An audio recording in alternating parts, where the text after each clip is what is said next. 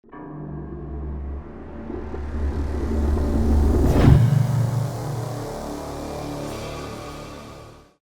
welcome back to another video.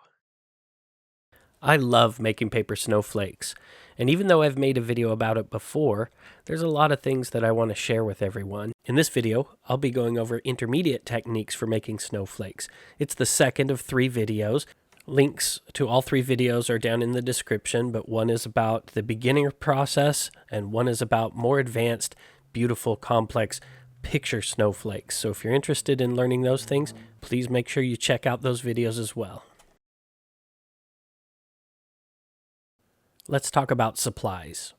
You're going to need your paper. You're going to need some scissors. They don't have to be giant scissors. Any size scissors will do. Just something that's comfortable and sharp. You're going to need a cutting mat. You're going to need a metal ruler or a ruler with a metal edge. And bonus points if your metal ruler has cork on the other side, because that helps it keeps it from slipping as you hold it. You're also going to need an X-Acto knife and paper dulls X-Acto knives very quickly, so you're going to need either a sharpener or a bunch of blades. So I always have a pack of blades, and don't be shy about switching your blade out frequently. We need to get a triangle. We need to turn our rectangle into a square.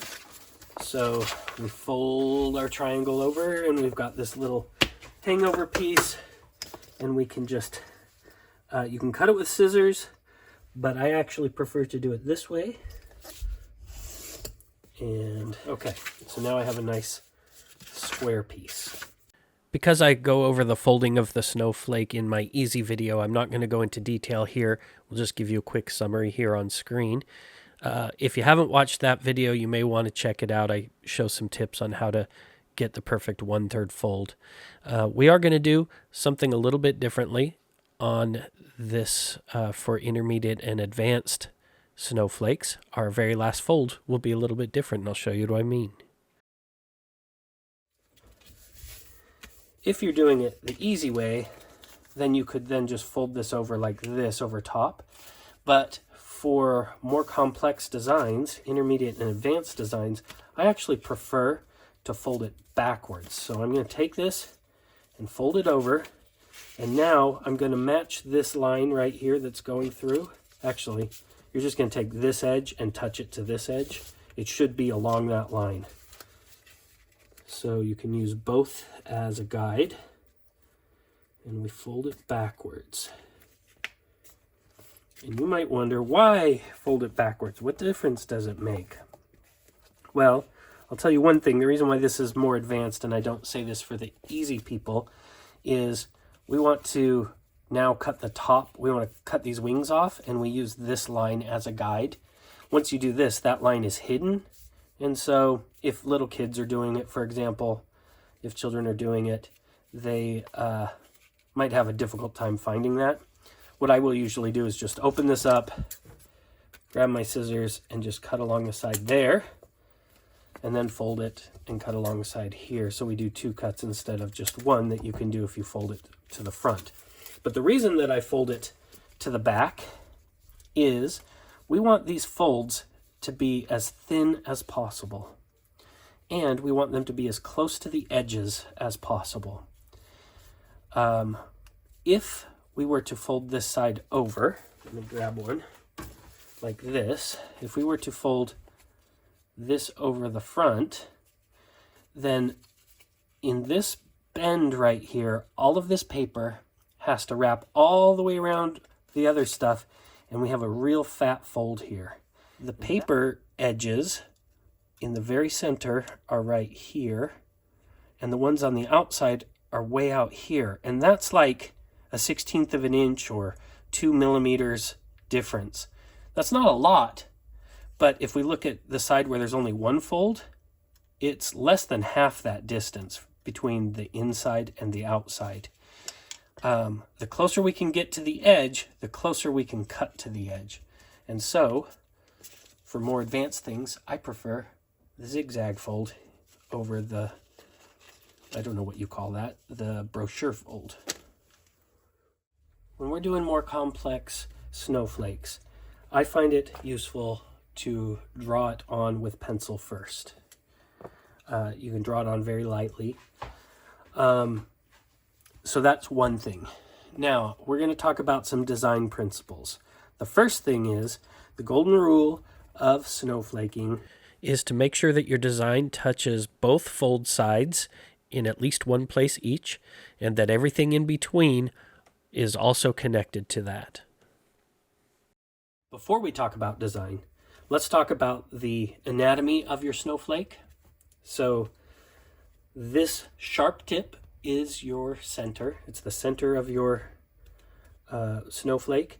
And the way that we have this folded, real snowflakes only have 6 sides, but the way that we have this folded, it will actually do 12 sides. If you want 6 sides, then what you do is you pick one of these corners to be the main point.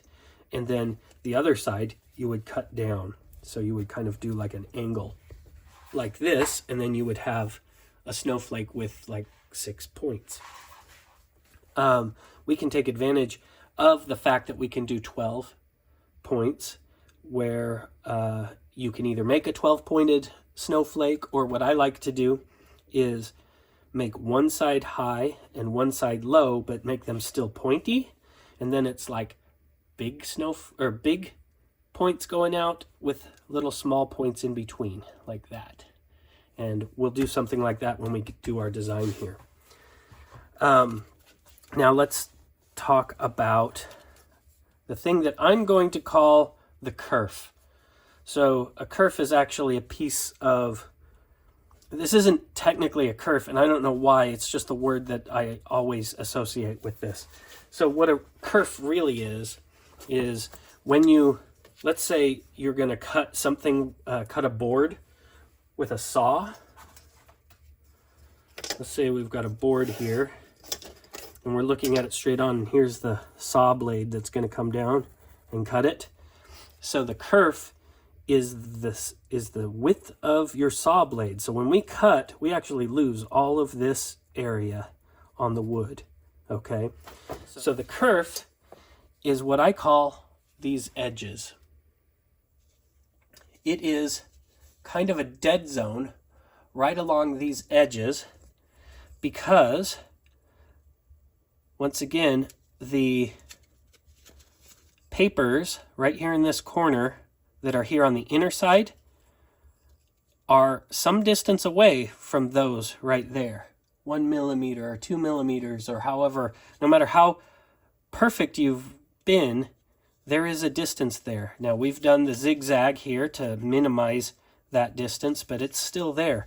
Why does that matter? Well, I'll show you. So we've got 1/8 of an inch there, but as we unfold it, the ones that are on the inside didn't get, they got cut a lot shorter. And so we end up with some tips that are flat and some tips that are pointy. Even though this is what I cut, this is what I got. And that will happen even if you cut close to the edge. So if I were to cut, a little tiny cut right here like this, it might cut this outside, but it might not cut the ones on the inside. Okay, so it's about this distance on this side and the same distance on this side. So about like this. So as you design your snowflake, you just want to make sure that you're not putting any small details within these little kerf areas or the dead zone areas. Okay, now when we're thinking about what we want to do here, you want to think about symmetry. Okay, there's a lot of places of symmetry, but it's basically along both folded edges, okay? Sometimes when thinking about it, it's easier, instead of having it pointing straight down, maybe you line it up so that one edge is perfectly straight up, because now you know that whatever you do on this side is going to do the mirror image on the triangle that's right there. So when we open this up, there's another triangle that's just like that, okay? You can actually see that by unfolding it like this. And so that means if I put a dot here, you're not going to cut a dot in your snowflake, but let's say I put a dot there.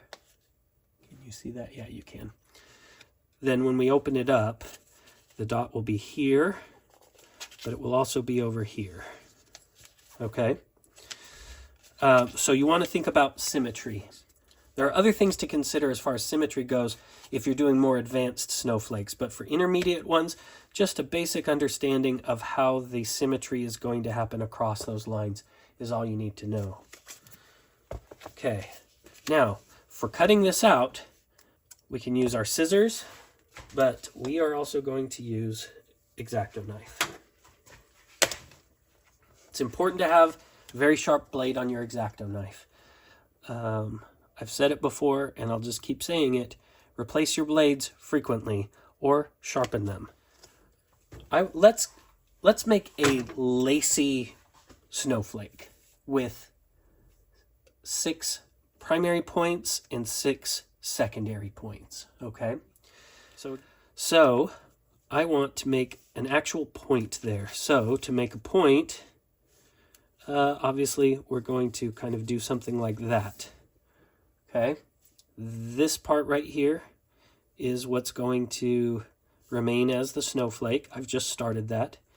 To make it lacy, we're going to do lots of swirls and things like that. So we know that's going to be the primary. Let's decide where we want the secondary. We want the secondary to not quite go out quite as far. We're going to say right here, and I'm doing this all in pencil.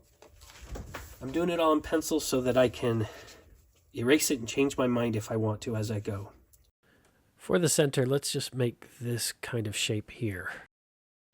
Silly little point that we're going to cut off. Now, if we're going to cut off an area to help us visualize what's going to happen, I'm going to actually color in the area that's getting cut off. This is important because if we draw pieces in the middle that we cut off, sometimes we lose track of whether it's connected or not. I like to do lacy things. We're going to go like this, and we're going to cut right along the curve. And swirl out this way. Maybe we do the same thing here. Actually, let's turn this into a curve. We'll come out like this, a spiral. And maybe it hooks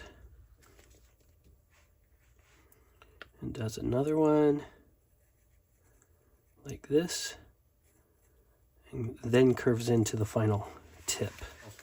I want to make it even more elaborate, so I'm going to cut these thin like this, and we're going to try to keep everything about 1/4 inch, which is almost, it's like 6 millimeters. And then we know we're going to cut this off. Let's color it in. So that's going off. And we've got this. I want it to come out like this and do a little shape. And go like this. So it's kind of these little waves or flames almost, okay?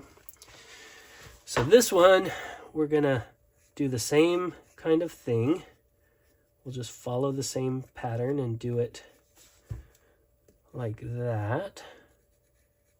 And we're gonna cut this off, okay? I think right here, let's do a shape like this that's on the inside. Okay, we want to cut that out. Now it's perfectly okay to have shaded parts surrounded by white parts, but not the other way around. And we're going to kind of cut this like this.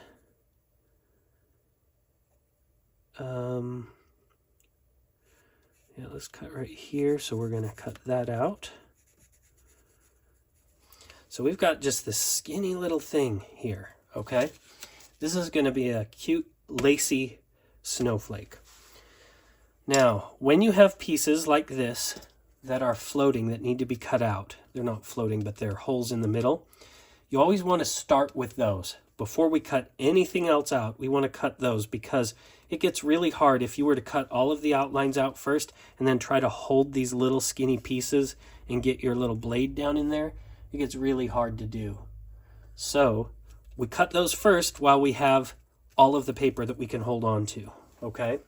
I'm going to show you a demonstration. Here's a stack of paper, but let's pretend this is an enlarged version of your folded papers, okay? It's just a bunch of papers on top of each other, okay? Let's pretend this triangle is your X-Acto blade. As you're cutting, your blade comes down and it goes all the way to the bottom. And then when you cut along, and up here, let's say the line that you want to stop is right there. Well, your blade has stopped up there, but look where it is down at the bottom. It has not quite reached the bottom. This whole area is still connected, and that's a pain. So it's important when we're doing these little cuts that we cut this direction, and then we stop at the line, and then we're going to flip our knife over and we're going to push it down in so that it goes all the way through, and then we're going to cut all the way this way. If we do that, then we'll always cut all the way through both sides.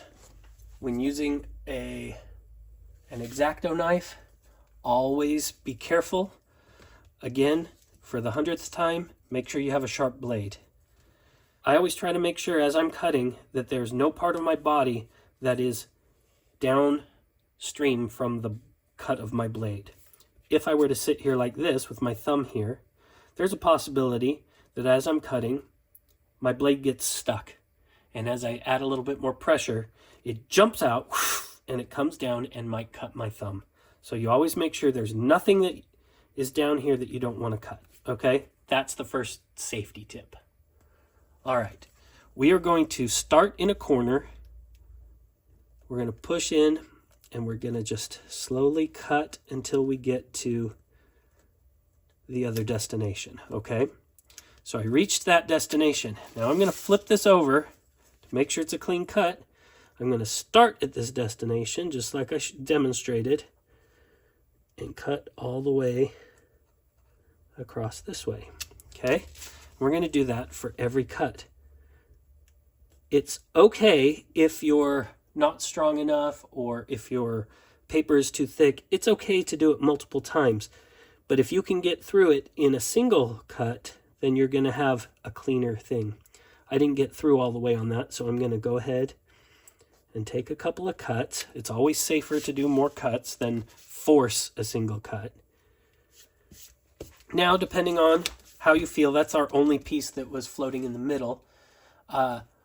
Now you can either continue to use the X-Acto or move to scissors or do both. This little cut right here I think is going to be easier with an X-Acto, so I'm going to cut it with an X-Acto. Oh yeah, my nice fresh blade. I got through it right away.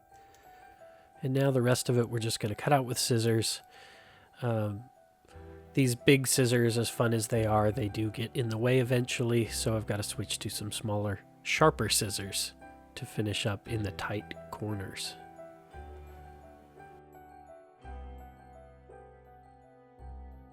And we've cut it out. You can see it's very skinny. Now, thinking of symmetry, we know that this whole shape is going to reflect and be right there. Okay, so let's see what that looks like. Open it up. Look at that. Okay, now we can just continue to unfold it. And with lacy things like this, they do not unfold easily. You have to kind of unfold them, and each place where it's connected, kind of force it a little bit. All right, so let's look at our snowflake. We've got 6 points. 1, 2, 3, 4, 5, 6. And then 6 smaller points. 1, 2, 3, 4, 5, 6. So there is our lacy snowflake that we made. So you can use these same principles and just make whatever designs that you want. Now, one thing that a lot of people like to do is make snowflakes that have pictures in them. And if that's something that you're interested in, I cover that over in my advanced snowflake video. So make sure to watch that one if that's something that you feel like you're up to trying out. But until then, I hope you enjoy doing your snowflakes, and don't be bored, be creative.